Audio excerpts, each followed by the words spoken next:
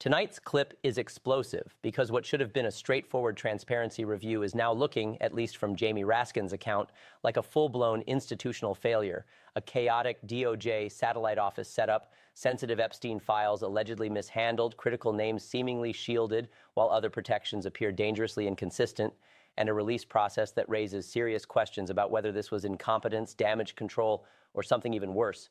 And while the cameras roll, you can almost see the panic, officials scrambling, redactions shielding the wrong people, the whole machine looking like it's trying to bury the truth under confusion, delay, and procedural smoke. If Raskin is right, this is not just bureaucratic sloppiness. It's a credibility crisis for the DOJ, a transparency scandal, and another example of power protecting itself when the public demands answers.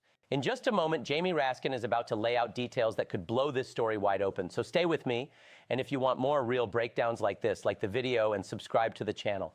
And let's be absolutely clear. If even half of what was described in this hearing room chaos is true.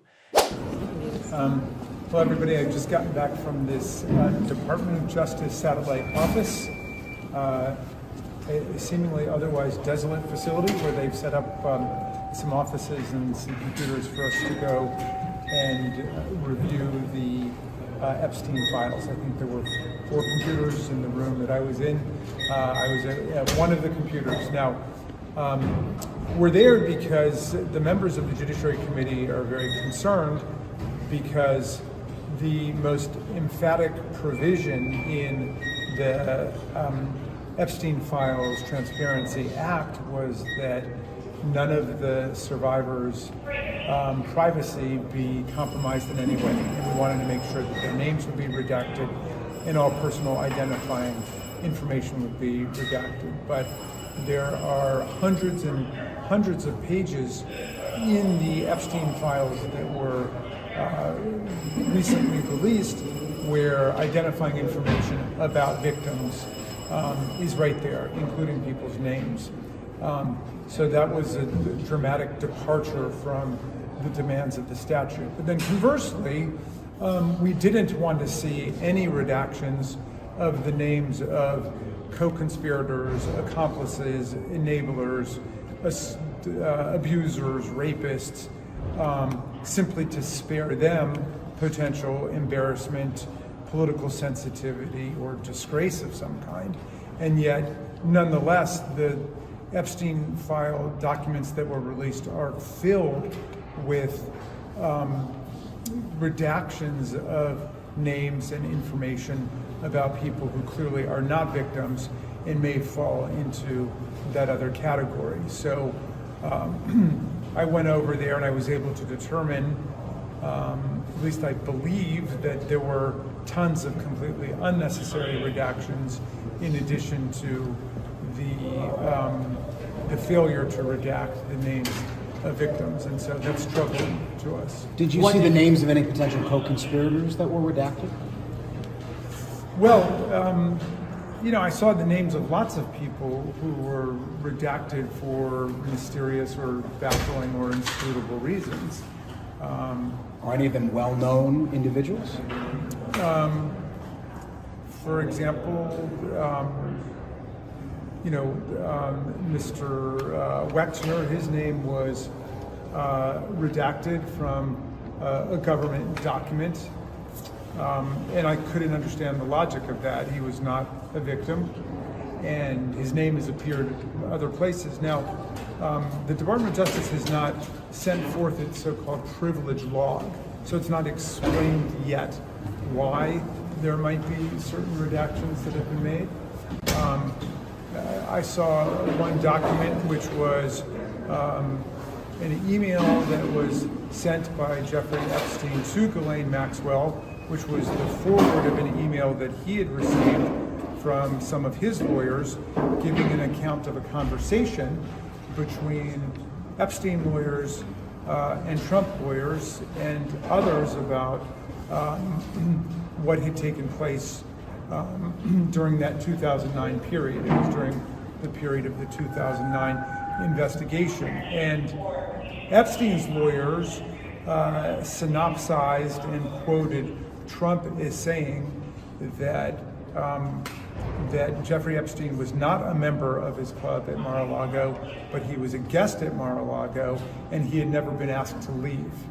And that was redacted for some indeterminate, inscrutable reason. I know it seems to be at odds with some things that President Trump has been saying recently about how he had kicked Jeffrey Epstein out of his club or asked him to leave, and this was at least one report that appears to contradict it. What did you see specific to President Trump or President Clinton, and were there specific redactions to them? Well, I just gave an example of one redaction related to President Trump. I did not see any redactions related to President Clinton. What was the smoking gun in all this? Well, I don't, you know, here's the thing. The Department of Justice is under orders from Congress to release the entire Epstein file. They released 3.5 million documents, and they've withheld 3 million documents. So about half of all the documents have not been released yet. Of the 3.5 million documents that have been released, I probably had the opportunity to review maybe 30 or 40 of them. Okay, so this is going to be an extremely time-consuming and painstaking process. The Attorney General and the Department of Justice have said that this process was something that was completed by them back in July. These materials could have been released long ago, but they're just being released now.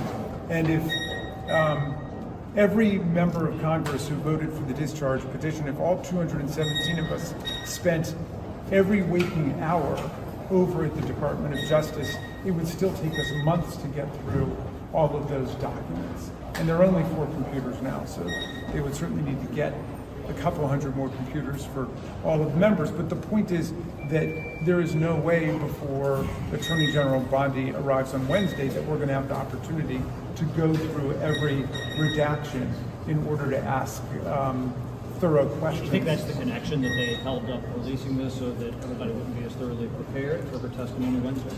No, I think that the Department of Justice has been in a cover-up mode for many months and has been trying to sweep the entire thing under the rug. And the more deeply that I get into it, because obviously our colleagues on the Oversight Committee have taken the lead, but judiciary plays a very important role because we oversee the Department of Justice. But the more that I've gotten into it, the more I believe that the survivors here, the victims who are now active citizens for justice, really are leading the way. And we need to be having hearings with the survivors to hear from them about their experiences so they can explain what happened and so they can begin to set forth a theory of what took place. We need to be investigating the money. We need to be investigating the organizational hierarchy. There's no way you run $1 billion international child sex trafficking ring with just 2 people committing crimes, Jeffrey Epstein and Ghislaine Maxwell. No way. It doesn't work like that. So we need to figure out what other conspiracies were involved, what other co-conspirators were involved. And I really do believe that listening to the survivors is going to be our pathway through this nightmare. What is the next step for Democrats to take? You say there are obviously millions of documents, 4 computers. What is the next step? And this is not a minor paperwork mistake. It is a disgrace. The public was told to expect transparency, accountability, and respect for victims, and instead what we're seeing looks like confusion, selective secrecy, and a system that too often protects power first and answers later. That is exactly why videos like this matter. Because when institutions start hiding behind procedure, delay, and carefully managed access, the only thing left is public pressure. And public pressure only works when people are paying attention. So no, we are not going to shrug and move on. We are not going to let another story this serious get buried under distractions, partisan spin, or media amnesia.